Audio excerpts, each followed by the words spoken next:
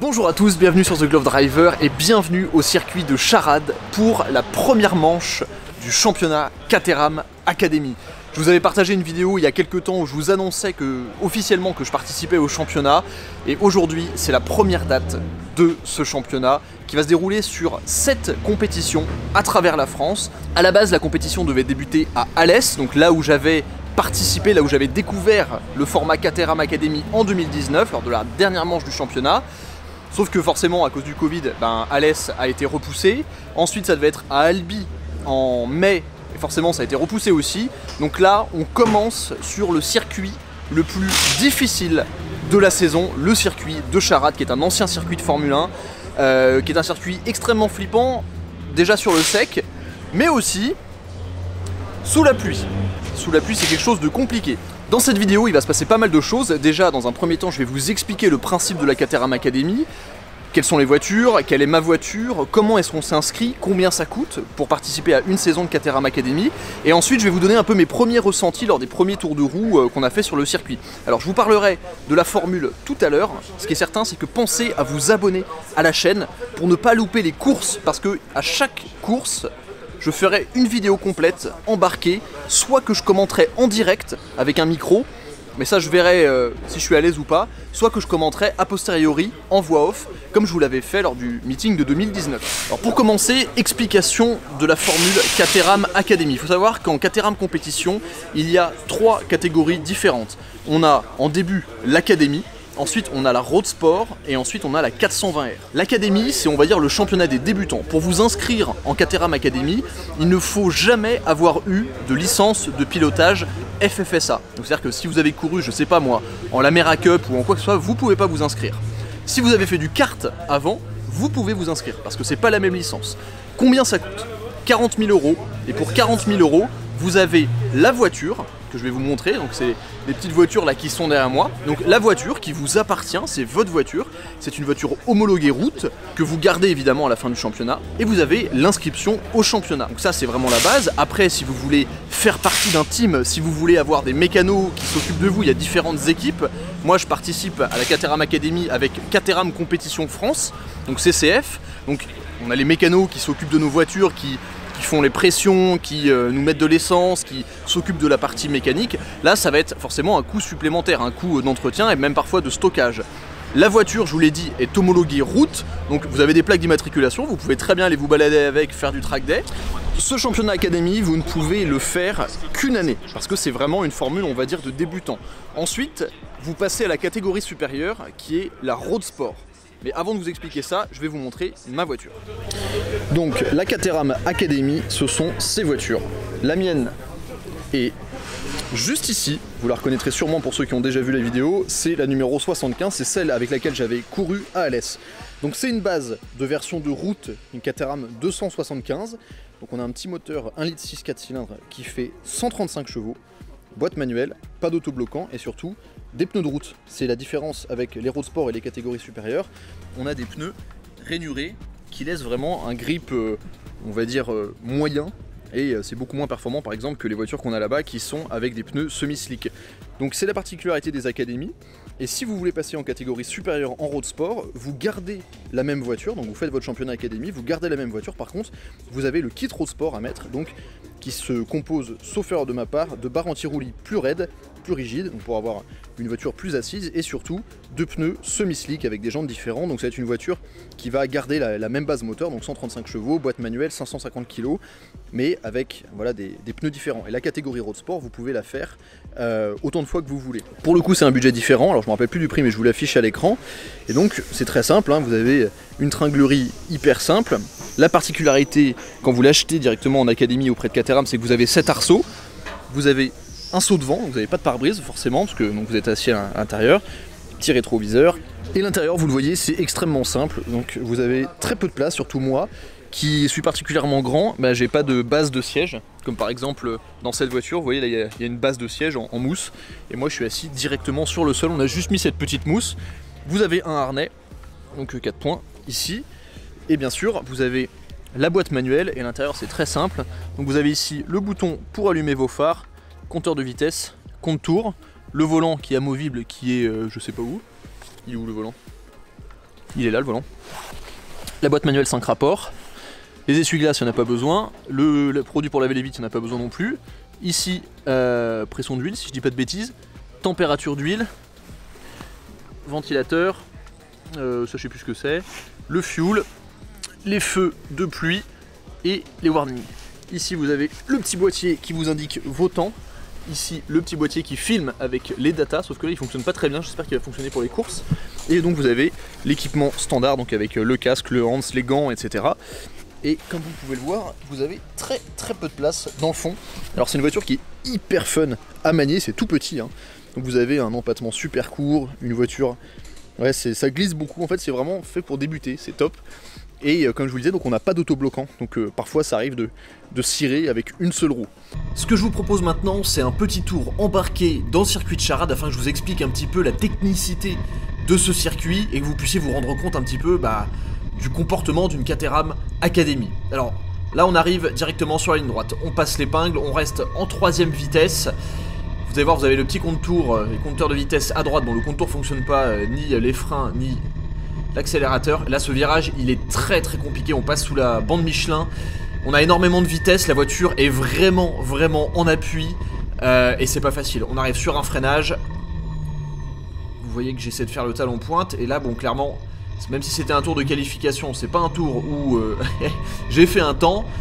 On arrive, là on a un pif-paf. Là légèrement on freine et là pied gaz, on peut monter sur le vibreur, hop on s'extrait. Là on a une grosse montée, léger frein, on reste en 3ème. Là je devrais rentrer un petit peu plus tard pour préserver la sortie de ce virage là, qui m'envoie vraiment à l'extérieur. Hop là, frein juste avant d'arriver sur les vibreurs, on rentre, là encore c'est une partie très technique du circuit et c'est probablement la partie sur laquelle je suis le plus lent pardon, sur ce circuit. Et là on arrive à la partie qui fait le plus flipper, c'est la grande descente. 3ème, hop, 4ème, vous allez voir que les vitesses qu'on prend sont assez impressionnantes et ça descend vraiment. Là on anticipe vraiment le frein, on freine à 100 mètres parce que si vous allez tout droit, on arrive dans le bac à gravier, vous voyez en face où clairement vu les traces, il y a déjà des gens qui ont été visiter cette partie du circuit. Là il faut être assez patient, on ressort, léger frein pour marquer l'avant, pour faire rentrer l'avant, hop, pif paf, et là pied gaz. Là c'est pareil, on se retrouve assez écarté vers le mur à l'extérieur. Là c'est la 2ème partie la plus rapide du circuit, 4ème. Vous voyez on prend quand même des vitesses qui sont pas incroyables, mais quand vous avez pas de pare-brise, vous voyez presque 170 km/h. Là ce virage il est assez facile parce qu'on a un banking qui est favorable pour le grip. On ressort très près du mur là encore. Ça c'est une partie très technique. Gros frein, hop, on passe en 2ème. C'est la partie la plus lente du circuit, mais pas facile parce qu'il faut pas, voilà, il faut pas faire patiner les roues quand on ressort. On peut gagner énormément de temps et en perdre aussi beaucoup. Là cette partie là, il faut attendre la 2ème corde, remettre le volant droit au-dessus de la bosse, hop. Et là c'est pas à fond, mais pratiquement en fait cette partie là, la voiture elle est vraiment en appui et il faut en fait l'équilibrer juste avec l'accélérateur. Là on met pied gaz et on sort, voilà, vous voyez on est à 2 mètres du mur. Et voilà, ça fait un tour du circuit de Charade, on freine. Voilà, et là encore un bel exemple de moi qui loupe mon épingle. Et on va passer la ligne d'arrivée. 3, 2, 1, maintenant. Voilà, c'est un circuit qui est vraiment très exigeant. Vraiment pas facile. Il fait très peur. Mais c'est un circuit qui est aussi hyper fun à faire, surtout en Caterham où la voiture vit énormément, où la voiture bouge énormément. Ça donne énormément de sensations et ça vous oblige à piloter vraiment très propre. C'est la particularité des Caterham Academy, vous le voyez, ça bouge énormément, la voiture prend du roulis. En Caterham Academy, ceux qui vont vite, c'est ceux qui ne font pas déraper la voiture. Donc il faut vraiment avoir un pilotage très propre et c'est ce qui fera la différence sur les courses et les qualifs que vous verrez tout à l'heure. Vous l'avez vu depuis un an, enfin depuis que j'ai fait le championnat 2019, enfin la dernière manche du championnat 2019 à Alès, j'ai fait beaucoup de circuits, beaucoup de track day, j'ai vraiment voulu m'entraîner pour essayer de me battre dans le top 5, c'était vraiment mon objectif. Et bonne surprise, lors de la première séance d'essai, j'ai été classé 5ème avec un temps de 2:24,9. Sachant que le premier était en 2:16 je crois, le deuxième en 2:17, le troisième en 2:18 et le quatrième, celui qui était juste devant moi, en 2:23 je crois. Donc en fait on était, le peloton, les 3 de tête sont assez éloignés de nous, c'est des mecs qui ont fait du kart. Et donc devant nous des mecs qui ont vraiment du talent et de l'expérience. Du coup j'étais content, je me suis classé 5ème, mais assez brutal. J'ai pas filmé mais assez brutal en termes de conduite. Et cette séance, elle s'était effectuée sur le sec, donc en confiance, mais quand même vachement loin du peloton de tête, même si je termine 5ème, c'était quand même un bon début. Ensuite, ce matin, on a eu une séance d'essai de 20 minutes, avec une piste complètement trempée. Et le fait est que moi, j'ai jamais été habitué à rouler sur le mouillé. C'est complètement différent, les trajectoires sont inversées, il faut surtout pas prendre les trajectoires qu'on prend sur le sec, donc c'est très particulier, c'est flippant, et Charade, je vous l'ai dit, c'est un circuit qui fait peur, c'est un circuit de 3,9 km de long, il y a du dévers, c'est super impressionnant, des montées comme ça, des descentes comme ça, des gros freins, où si on va tout droit clairement, on finit dans le bac, ou même dans le mur, on peut vraiment se faire assez mal à Charade, c'est un circuit très impressionnant. Et ce matin, donc en fait j'ai trouvé mon rythme petit à petit, et l'avantage de la pluie, surtout qu'on a peu de grippe avec ses pneus sous la pluie, et encore c'est déjà mieux que les semi-slick, l'avantage de la pluie c'est que ça vous oblige vraiment à décomposer les mouvements, ils font conduire avec des œufs. J'ai un ami, Pierre, qui est pilote, il se reconnaîtra, il regardera sûrement la vidéo, qui m'a dit il faut que tu conduises comme si tu transportais deux vieux à l'arrière, c'est-à-dire tu sais, super doucement, en anticipant, etc., vraiment en décomposant tous les mouvements. Et du coup j'ai mis mon rythme tranquillement comme ça, et je me suis retrouvé 3ème. À l'issue du truc, je m'y attendais pas du tout, alors que j'avais pas l'impression d'aller vite, mais j'étais juste très propre. Et bon, le dernier tour, j'espère que ça va filmer, j'ai tout fait en drift parce que quand même ça c'était cool, mais il y a un avantage d'ailleurs en parlant du drift, c'est que le fait d'avoir fait beaucoup de stages de glisse, et notamment avec la M3, etc., et ben je suis hyper en confiance dans la voiture quand il pleut. Parce que quand la voiture elle part, bah, ça me paraît super naturel de la rattraper quoi. Donc ça je suis content d'avoir tablé là-dessus pour m'entraîner, pour cet entraînement à la Caterham Academy. Et du coup tout ça je me dis, 3ème sous la flotte, génial, du coup je me dis limite s'il pleut c'est bien, parce que j'ai un avantage. Et là tout à l'heure, là je rentre, je pense que j'ai encore la barre du casque sur le front, on rentre à l'instant des qualifications. Je vous mets quelques tours de course, dont mon tour le plus rapide, et ensuite je vous donne mon résultat. Mais la course, la première course du championnat se passera cet après-midi à 14 h à peu près. Et disons que j'ai plutôt une bonne place. Je vous mets les images, et après on débriefe.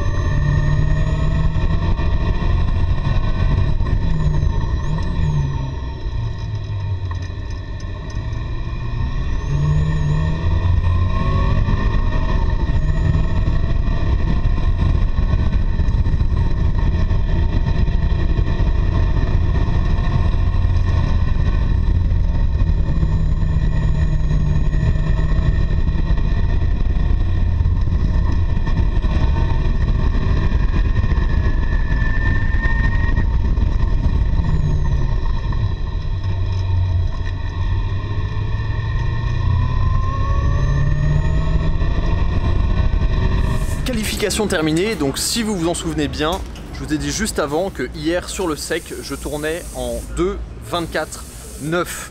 Et là, pendant les qualifications, je suis parti à peu près en milieu de grille. Et durant toute la qualif, en fait, j'ai fait que remonter du monde. Je me suis dit, si je dépasse, je savais qu'il y avait des personnes qui étaient plus lentes que moi devant. Du coup, je me suis dit qu'il faut absolument que je les dépasse pour réussir à avoir un tour clair. Et au final, ce tour complètement clair, j'ai réussi à l'avoir au dernier tour et c'est au dernier tour que j'ai signé mon meilleur temps en 2:21:1. Donc une amélioration de presque 4 secondes par rapport à hier.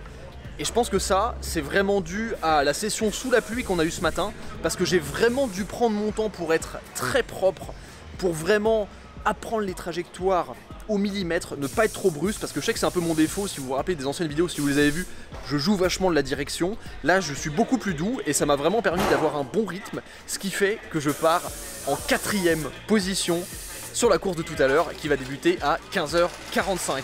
Donc je dois dire que pour une première course, bah, c'est assez dingue, je dois reconnaître que je suis vraiment hyper content. Et ben on va voir ce que ça va donner. Le premier qui a une grosse expérience en kart est loin devant, donc pour le coup je le laisse devant. Le deuxième qui a également une grosse expérience en kart, bon peut-être que déjà je vais essayer de le suivre. En revanche le troisième, je pense que je peux me battre avec lui parce qu'il n'est pas très éloigné de moi en termes de temps. On va voir, l'idée c'est de m'améliorer, au moins de garder ma position, peut-être de faire un podium, ça serait vraiment cool sur la première course de faire un podium, surtout à Charade où c'est une piste très compliquée. Mais du coup ouais. On va continuer la vidéo, je vais aller faire un petit tour des paddocks, vous montrer un petit peu ce qui se passe. Il y a quelques supercars très sympas qui sont garés. La première qui est juste ici, Mercedes SLS AMG. Et il y en a d'autres, il y a d'autres trucs très sympas. Et puis après, je conclurai cette vidéo et je vous retrouverai sur la vidéo d'après, qui sortira probablement demain ou après-demain, enfin au moment où vous voyez la vidéo, pour, pour les courses. Alors je vais vous présenter un peu l'ambiance. Donc là vous voyez, il y a les Caterham Academy qui sont dans le pôle, dans le camion Caterham Compétition France, avec ma voiture qui est juste ici. Ici on a un autre team avec des road sport, donc la catégorie juste au-dessus, caractérisée par les pneus slick. Donc comme je vous l'ai expliqué, c'est la même base que les académies, c'est simplement quelques pièces supplémentaires. Et ça c'est vraiment ce qui est génial, c'est vraiment une ambiance de course, de week-end de compétition. Là on a les 420R. Alors les 420R pour le coup, c'est pas 135 chevaux, c'est 200 avec un moteur 4 cylindres 2 litres, des pneus semi-slick, une carrosserie légèrement plus large et surtout une boîte séquentielle avec pour le coup un autobloquant. Donc là pour le coup c'est des vraies machines de course. Vous voyez un peu partout, il y a les gens, les pilotes qui se baladent, les ingénieurs et les mécanos qui travaillent sur les voitures. Petite Mercedes SLS AMG, superbe, grise, intérieur rouge, config de lancement, juste ce qu'il faut. Elle n'a que 18 000 km celle-là, superbe. Ici on a quelques voitures Académie, là c'est le centre d'accueil de la Caterham Academy et Road Sport également. Là il y a encore des voitures, quelques-uns de mes concurrents, là c'est des Road Sport. Là c'est encore des Road Sport, ça c'est la voiture d'Harold, un de mes bons potes qui court en Road Sport et qui part deuxième à la course de tout à l'heure. Go Harold. Caterham. Et des Caterham partout. Ça c'est vraiment trop cool comme ambiance, c'est génial, vous voyez, il y a le speaker qu'on entend. Les camions, il y en a, eux ils ont un super beau camion avec la voiture qui rentre dedans, tout le matos. C'est vraiment trop génial comme ambiance, je suis fan, je pourrais vivre sur un truc comme ça. Je vous parlais tout à l'heure de voitures sympathiques, RS3, 488 Pista coupé, dans une configuration magnifique. Je crois que c'est un bleu TDF, bande noire, carbone absolument partout, jantes carbone, étrier jaune, siège avec une petite ligne bleue ici. Et vous ne le voyez pas à l'intérieur, mais on a les surpiqûres bleues sur la voiture. Entrée d'air en carbone. Ah, elle est magnifique. Ça, c'est vraiment superbe. Et là, très sympa également, on a la nouvelle Morgan Plus 6. C'est la première fois que j'en vois une. Donc c'est une voiture qui a été développée conjointement avec BMW. Donc c'est un 600 lignes de Z4 40i. Ça a vachement de gueule. C'est super élégant, j'adore. C'est marrant de se dire que c'est une voiture qui est de 2019 quand même. 2019 ou 2018. J'espère que la première vidéo de cette série qui va couvrir le championnat Caterham Academy vous a plu. Pour moi, c'est vraiment un rêve de participer à cette compétition. Je vous laisse avec les images que vous allez retrouver dans la prochaine vidéo qui sera en rapport avec la première course. Évidemment, une course, vous allez le voir, ne loupez pas la vidéo parce qu'il y a beaucoup de rebondissements, il se passe beaucoup de choses assez stylées et la fin est aussi plutôt cool pour ma première course. Je vous en dis pas plus, je vous dis à très vite sur The Glove Driver. Ciao. Allez, c'est parti. Ah là là.